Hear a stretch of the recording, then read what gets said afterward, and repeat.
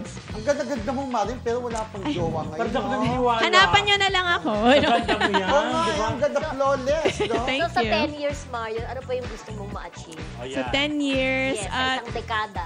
Siguro sa mas makilala pa yung music ko as an artist, and then mas marami pang movies, and then mas maging successful palalo yung Wild Dream Records, nakaka-launch lang namin. So, ayan, just success in all areas ng career.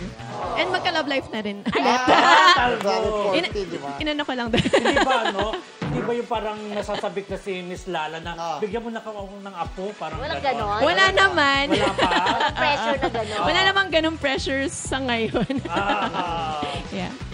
Pero ikaw papipili ka, non-showbiz o showbiz sa boyfriend, yung susunod darating sa buhay mo?